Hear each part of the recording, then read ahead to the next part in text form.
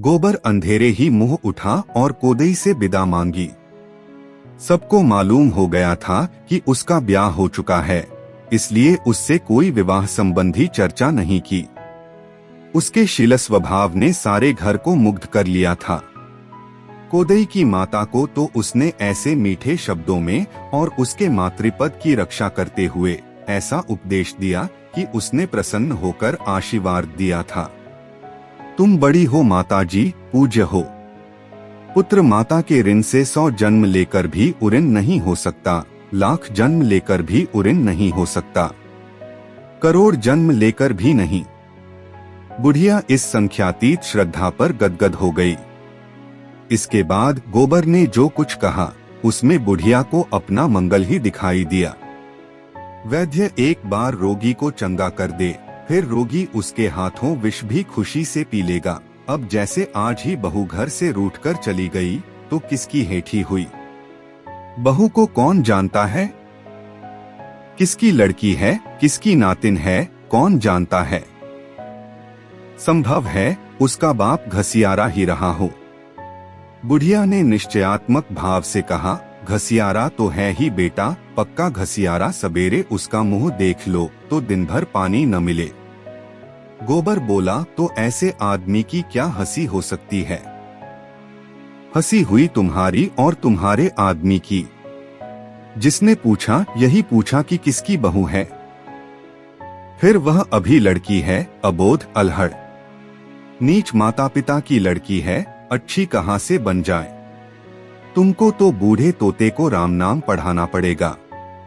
मारने से तो वह पढ़ेगा नहीं, उसे तो सहज स्नेह ही से पढ़ाया जा सकता है। ताड़ना भी दो, लेकिन उसके मुंह मत लगो। उसका तो कुछ नहीं बिगड़ता, तुम्हारा अपमान होता है।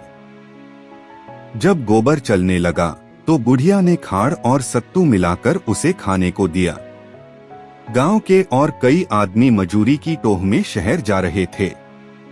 बातचीत में रास्ता कट गया और 9 बजते सब लोग अमीनाबाद के बाजार में जा पहुंचे। गोबर हैरान था, इतने आदमी नगर में कहां से आ गए। आदमी पर आदमी गिरा पड़ता था। उस दिन बाजार में 400-500 मजदूरों से कम न थे।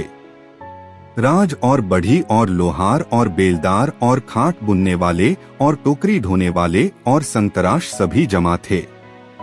गोबर यह जमघट देखकर निराश हो गया। इतने सारे मजूरों को कहां काम मिला जाता है, और उसके हाथ में तो कोई औजार भी नहीं है। कोई क्या जानेगा कि वह क्या काम कर सकता है। कोई उसे क्यों रखने लगा। बिना औजार के उसे कौन पूछेगा। धीरे धीरे एक एक करके मजूरों को काम मिलता जा रहा था। कुछ लोग निराश होकर घर लौटे जा रहे थे। अधिकतर वह बूढ़े और निकम्मे बच रहे थे जिनका कोई पुछत्तर न था, और उन्हीं में गोबर भी था। लेकिन अभी आज उसके पास खाने को है, कोई गम नहीं।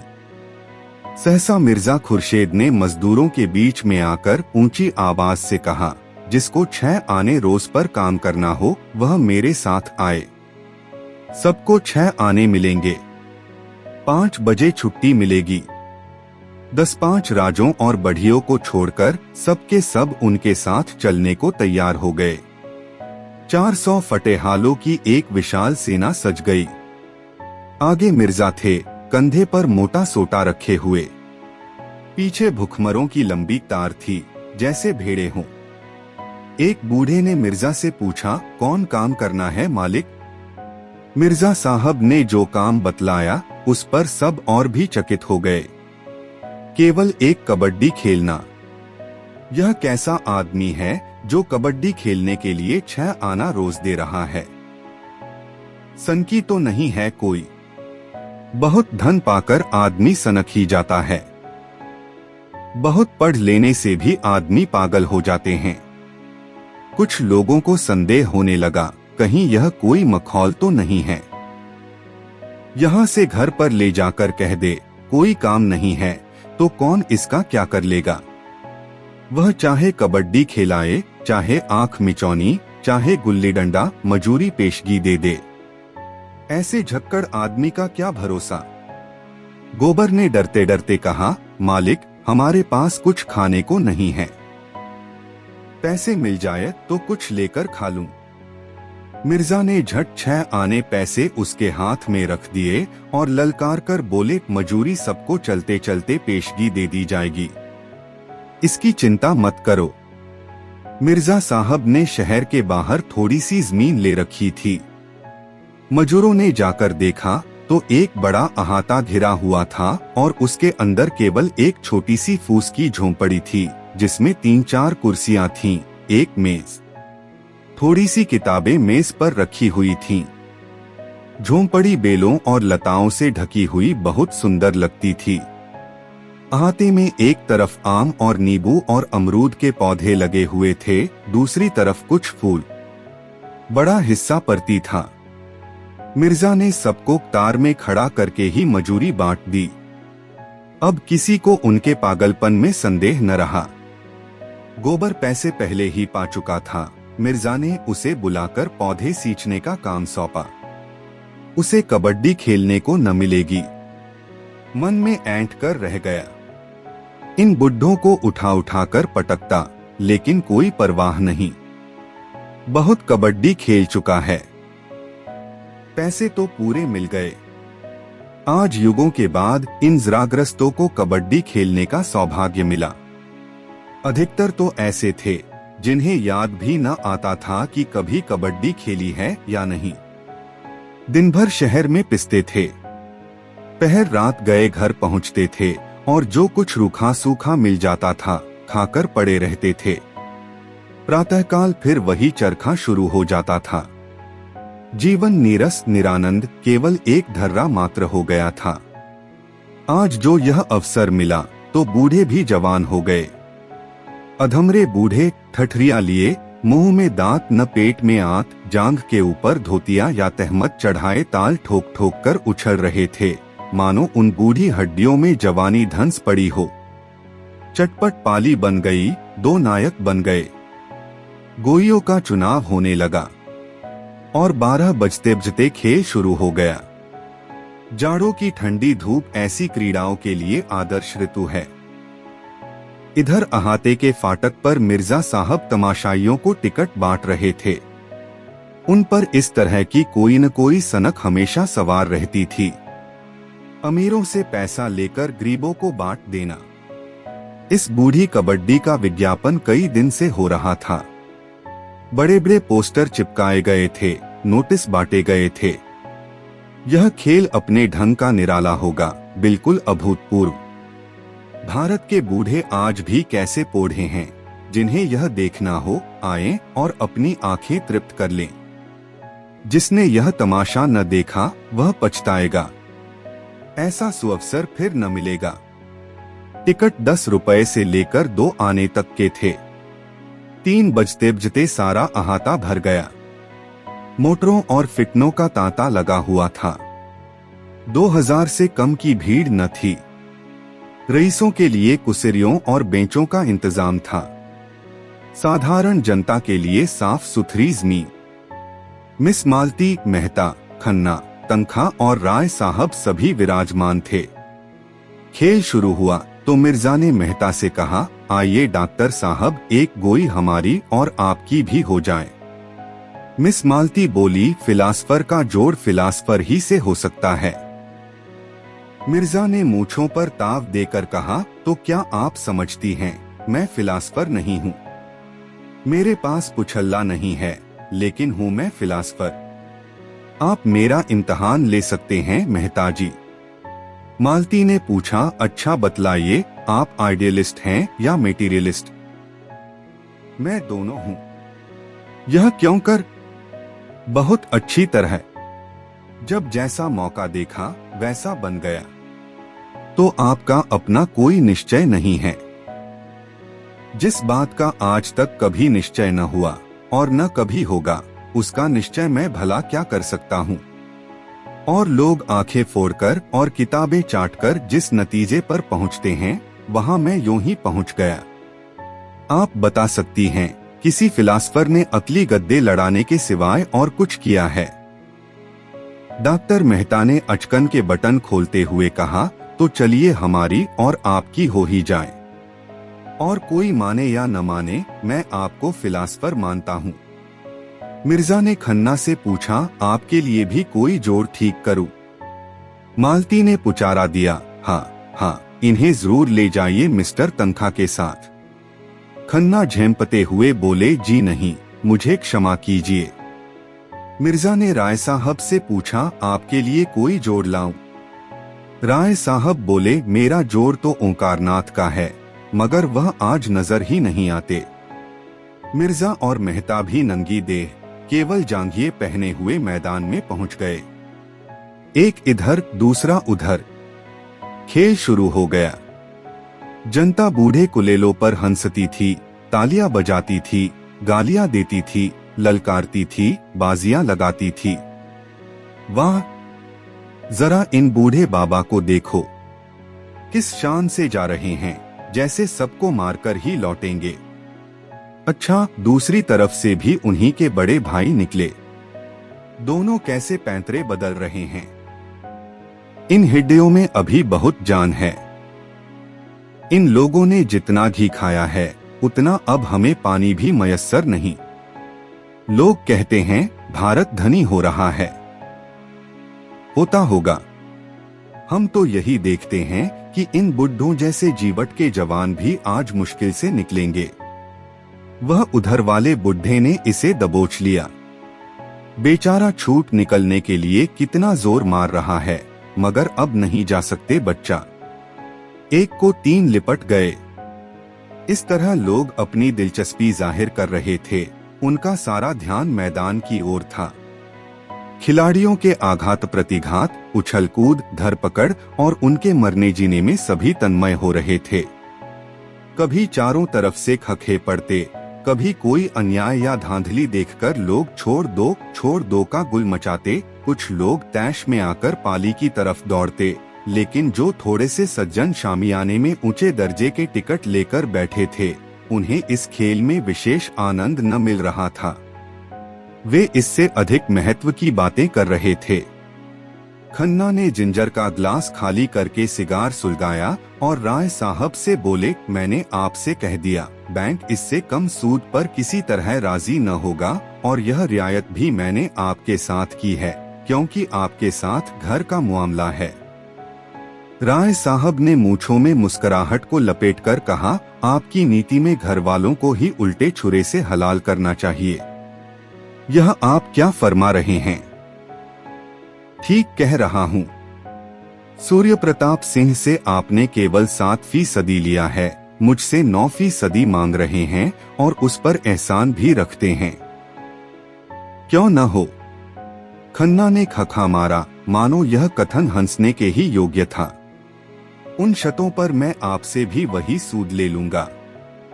हमने उनकी जायदाद रेहन रख ली है और शायद यह जायदाद फिर उनके हाथ न जाएगी। मैं अपनी कोई जायदाद निकाल दूंगा। 9% देने से यह कहीं अच्छा है कि फालतू जायदाद अलग कर दूं। मेरी जैक्सन रोड वाली कोठी आप निकलवा दें। कमीशन ले लीजिएगा। उस कोठी का सुबीते से निकलना जरा मुश्किल है। आप जानते हैं वह जगह बस्ती से कितनी दूर है, मगर खैर देखूंगा। आप उसकी कीमत का क्या अंदाजा करते हैं? राय साहब ने 1,25,000 बताए। 15 बीघे जमीन भी तो है उसके साथ। खन्ना स्तंभित हो गए। बोले, आप आज के 15 साल पहले का स्वप्न देख रहे हैं राय साहब। आपको मालूम होना चाहिए कि इधर जायदादों के मूल्य में 50% की कमी हो गई है। राय साहब ने बुरा मानकर कहा, जी नहीं, 15 साल पहले उसकी कीमत 1.5 लाख थी। मैं खरीदार की तलाश में रहूंगा, मगर मेरा कमीशन 5% होगा आपसे। औरों से शायद 10% हो। क्यों, क्या करोगे इतने रुपए लेकर? आप जो चाहें दे दीजिएगा। अब तो राजी हुए। शुगर के हिस्से अभी तक आपने न खरीदे। अब बहुत थोड़े से हिस्से बच रहे हैं। हाथ मलते रह जाइएगा। इंश्योरेंस की पॉलिसी भी आपने न ली। आप में टालमटोल की बुरी आदत है। जब अपने लाभ की बातों का इतना टालमटोल है, तब दूसरों को आप लोगों से क्या लाभ हो सकता है। इसी से कहते हैं, रियासत आदमी की अक्ल चर जाती है। मेरा बस चले तो मैं ताल्लुकेदारी की रियासतें जब्त कर लूं। मिस्टर तनखा मालती पर जाल फेंक रहे थे। मालती ने साफ कह दिया था कि वह इलेक्शन के झमेले में नहीं पड़ना चाहती, पर तनखा इतनी आसानी से हार मानने वाले व्यक्ति न थे। आकर कुहनियों के बल मेज पर टिककर बोले, आप जरा उस मामले पर फिर विचार करें। मैं कहता हूँ ऐसा मौका शायद आपको फिर न मिले। रानी साहब, चंदा को आपके मुकाबले में रुपए में एक आना भी चांस नहीं है। मेरी इच्छा केवल यह है कि काउंसिल में ऐसे लोग जाएं, जिन्होंने जीवन में कुछ अनुभव प्राप्त किया है और जनता की कुछ सेवा की है। जिस महिला ने भोगविलास के सिवा कुछ जाना ही नहीं, जिसने जनता को हमेशा अपनी कार का पेट्रोल समझा, जिसकी सबसे मूल्यवान सेवा वे पाटेरिया हैं, जो वह गवर्नरों और सेक्रेटरियों को दिया करती हैं, उनके लिए इस काउंसिल में स्थान नहीं है। नई काउंसिल में बहुत कुछ अधिकार प्रतिनिधियों के हाथ में होगा और मैं नहीं चाहता कि वह अधिकार अधिकारियों के हाथ में जाए। मालती ने पीछा छुड़ाने के लिए कहा, लेकिन साहब, मेरे पास 10-20 हजार इलेक्शन पर खर्च करने के लिए कहा है। रानी साहब तो 2-4 लाख खर्च कर सकती हैं। मुझे भी साल में 1500 रुपए उनसे मिल जाते हैं। यह रकम भी हाथ से निकल जाएगी। पहले आप यह बता दें कि आप जाना चाहती हैं या नहीं। जाना तो चाहती हूँ, मगर फ्री पास मिल जाए तो यह मेरा जिम्मा रहा। आपको फ्री पास मिल जाएगा। जी नहीं, क्षमा कीजिए, मैं हार की जिल्लत नहीं उठाना चाहती। जब रानी साहब रुपए की थैलियां खोल देंगी और एक एक वोट पर एक एक अशर्फी चढ़ने लगेगी, तो शायद आप भी उधर वोट देंगे। आपके ख्याल में इलेक्शन महज रुपए से जीता जा सकता है? जी नहीं, व्यक्ति भी एक चीज है। लेकिन मैंने केवल एक बार जेल जाने के सिवा और क्या जनसेवा की है। और सच पूछिए तो उस बार भी मैं अपने मतलब ही से गई थी, उसी तरह जैसे राय साहब और खन्ना गए थे। इस नई सभ्यता का आधार धन है, विद्या और सेवा और कुल और जाति सब धन के सामने है। कभी कभी इतिहास में ऐसे अवसर आ जाते हैं जब धन को आंदोलन के सामने नीचा देखना पड़ता है, मगर इसे अपवाद समझिए। मैं अपनी ही बात कहती हूँ। कोई गरीब औरत दवाखाने में आ जाती है तो घंटों उससे बोलती तक नहीं, पर कोई महिला कार पर आ गई तो द्वार तक जाकर उसका स्वागत करती हूँ और उसकी ऐसी उपासना करती हूँ मानो साक्षात देवी है। मेरी और रानी साहब का कोई मुकाबला नहीं। जिस तरह के काउंसिल बन रहे हैं, उनके लिए रानी साहब ही ज्यादा उपयुक्त हैं। उधर मैदान में मेहता की टीम कमजोर पड़ती जाती थी। आधे से ज्यादा खिलाड़ी मर चुके थे। मेहता ने अपने जीवन में कभी कबड्डी न खेली थी। मिर्जा इस फन के उस्ताद थे। मेहता की तातीलें अभिनय के अभ्यास में कटती थीं। रूप भरने में वह अच्छे अच्छे को चकित कर देते थे। और मिर्जा के लिए सारी दिलचस्पी अखाड़े में थी, पहलवानों के भी और परियों के भी। मालती का ध्यान उधर भी लगा हुआ था। उठकर राय साहब से बीली, मेहता की पार्टी तो बुरी तरह पिट रही है। राय साहब और खन्ना में इंश्योरेंस की बातें हो रही थीं। राय साहब उस प्रसंग से उबे हुए मालूम होते थे। मालती ने मानो उन्हें एक बंधन से मुक्त कर दिया। उठकर बोले, जी हाँ, पिट तो रही है। मिर्जा पक्का खिलाड़ी है। मेहता को यह क्या सनक सूझी। व्यर्थ अपनी भद्द करा रहे हैं। इसमें काहे की भद्द? दिल लगी ही तो है। मेहता की तरफ से जो बाहर निकलता है वही मर जाता है। एक क्षण के बाद उसने पूछा, क्या इस खेल में हाफ टाइम नहीं होता? खन्ना को शरारत सूझी। बोले, आप चले थे मिर्जा से मुकाबला करने, समझते थे यह भी फिलॉसफी है। मैं पूछती हूँ, इस खेल में हाफ टाइम नहीं होता? खन्ना ने फिर चिढ़ाया, अब खेल ही खत्म हुआ जाता है। मजा आएगा तब जब मिर्जा मेहता को दबोचकर रगड़ेंगे और मेहता साहब ची बोलेंगे। मैं तुमसे नहीं पूछती, राय साहब से पूछती हूँ। राय साहब बोले, इस खेल में हाफ टाइम एक ही एक आदमी तो सामने आता है। अच्छा, मेहता का एक आदमी और मर गया। खन्ना बोले, आप देखती रहिए, इसी तरह सब मर जाएंगे और आखिर में मेहता साहब भी मरेंगे। मालती जल गई, आपकी हिम्मत न पड़ी बाहर निकलने की।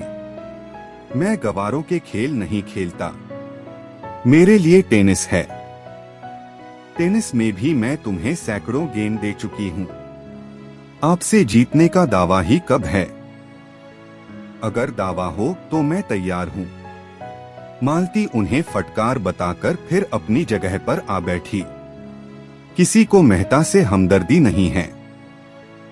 कोई यह नहीं कहता कि अब खेल खत्म कर दिया जाए। मेहता भी अजीब बुद्धू आदमी हैं, कुछ धांधली क्यों नहीं कर बैठते? यहाँ अपनी न्यायप्रियता दिखा रहे हैं। अभी हार कर लौटेंगे तो चारों तरफ से तालियां पड़ेंगी। अब शायद 20 आदमी उनकी तरफ और होंगे और लोग कितने खुश हो रहे हैं। ज्यों-ज्यों अंत समीप आता जाता था, लोग अधीर होते जाते थे और पाली की तरफ बढ़ते जाते थे। रस्सी का जो एक कटघरा बनाया गया था, वह तोड़ दिया गया। स्वयंरू सेवक रोकने की चेष्टा कर रहे थे, पर उस उत्सुकता के उन्माद में उनकी एक न चलती थी। यहाँ तक कि ज्वार अंतिम बिंदु तक आ पहुँचा और मेहता अकेले बच गए और अब उन्हें गूंगे का पाटर खेलना पड़ेगा। अब सारा दारमदार उन्हीं पर है।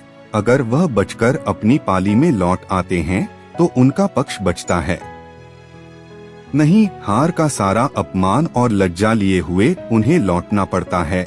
वह दूसरे पक्ष के जितने आदमियों को छूकर अपनी पाली में आएंगे वह सब मर जाएंगे और उतने ही आदमी उनकी तरफ जी उठेंगे। सबकी आंखें मेहता की ओर लगी हुई थीं। वह मेहता चले। जनता ने चारों ओर से आकर पाली को घेर लिया। तन्मयता अपनी पराकाष्ठा पर थी। मेहता कितने शांत भाव से शत्रुओं की ओर जा रहे हैं। उनकी प्रत्येक गति जनता पर प्रतिबिंबित हो जाती है। किसी की गर्दन टेढ़ी हुई जाती है, कोई आगे को झुक पड़ता है। वातावरण गर्म हो गया। पारा ज्वाला बिंदु पर आ पहुंचा है। मेहता शत्रुदल में घुसे।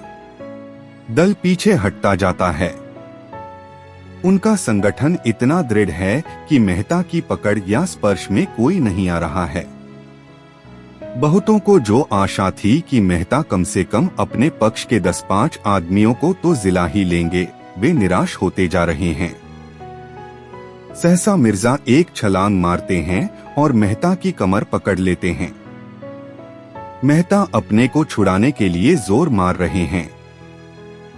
मिर्जा को पाली की तरफ खींचे लिए आ रहे हैं। लोग उन्मत्त हो जाते हैं। अब इसका पता चलना मुश्किल है कि कौन खिलाड़ी है, कौन तमाशाई। सब एक गड़मड़ हो गए हैं। मिर्जा और मेहता में मल्लयुद्ध हो रहा है। मिर्जा के कई बुढ़े मेहता की तरफ लपके और उनसे लिपट गए। मेहता जमीन पर चुपचाप पड़े हुए हैं। अगर वह किसी तरह खींच खांच कर 2 हाथ और ले जाए तो उनके 50 आदमी जी उठते हैं, मगर वह 1 इंच भी नहीं खिसक सकते। मिर्जा उनकी गर्दन पर बैठे हुए हैं। मेहता का मुख लाल हो रहा है। आंखें बीर बहुटी बनी हुई हैं। पसीना टपक रहा है और मिर्जा अपने स्थूल शरीर का भार लिए उनकी पीठ पर हुमच रहे हैं। मालती ने समीप जाकर उत्तेजित स्वर में कहा, मिर्जा खुर्शीद, यह फेयर नहीं है। बाजी ड्रॉ रही। खुर्शेद ने मेहता की गर्दन पर एक घस्सा लगाकर कहा, जब तक यह ची न बोलेंगे मैं हरगिज न छोड़ूंगा। क्यों नहीं ची बोलते? मालती और आगे बढ़ी। ची बुलाने के लिए आप इतनी बरगस्ती नहीं कर सकते। मिर्जा ने मेहता की पीठ पर हुंचकर कहा, बेशक कर सकता हूँ। आप इनसे कह दें ची बोलें, मैं अभी उठा जाता हूँ। मेहता ने एक बार फिर उठने की चेष्टा की, पर मिर्जा ने उनकी गर्दन दबा दी।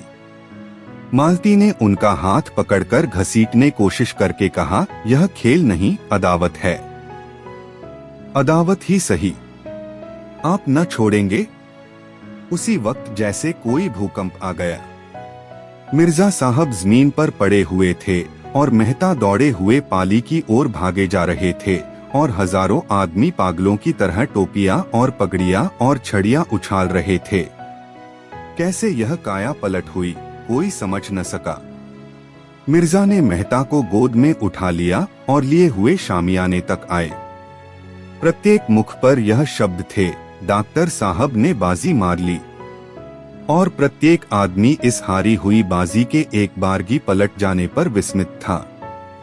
सभी मेहता के जीवट और धैर्य का बखान कर रहे थे। मजदूरों के लिए पहले से नारंगियां मंगा ली गई थीं। उन्हें एक एक नारंगी देकर विदा किया गया।